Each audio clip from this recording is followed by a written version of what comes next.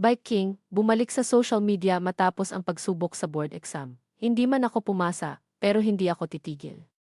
Matapos ang ilang buwang pananahimik sa social media, muling nagparamdam si James Torres, na mas kilala sa online world bilang Bike King, sa kanyang milyon-milyong taga-subaybay. Sa kanyang emosyonal ngunit matapang na pagbabalik post, ibinahagi ni Bike King na siya ay pansamantalang nawala sa paggawa ng mga viral content, partikular na ang mga mukbang videos, upang ituon ang buong atensyon sa paghahanda para sa Civil Engineering Board exam na ginanap noong Abril. Kaya ako nawala, hindi dahil sa ayaw ko na. Gusto ko lang talagang mag-focus. Ibinigay ko ang lahat para sa exam na to, ani niya sa kanyang post. Aminado si Bike King na hindi siya pinalad na makapasa sa pagsusulit sa kabila ng kanyang matinding paghahanda.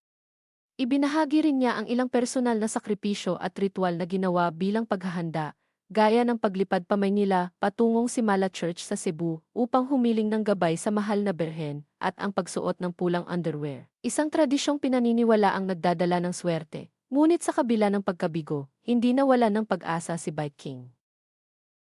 Kahit hindi ako pumasa, hindi ako titigil. Alam kong ginawa ko ang lahat sa abot ng aking makakaya. Hindi pa dito nagtatapos ang pangarap ko, dagdag niya. Ang kanyang pagbabalik ay agad na sinalubong ng matinding suporta mula sa kanyang fanbase. Umabot sa milyon-milyong views, daan-daang libong reactions at comments ang kanyang comeback post, patunay na marami pa ring naniniwala at sumusuporta sa kanya. Sa simpleng pagbabalik, pinatunayan ni Bike King na higit pa siya sa isang entertainer. Isa rin siyang taong may pangarap, may puso, at may tapang humarap sa kabiguan, sabay bangon upang muling lumaban.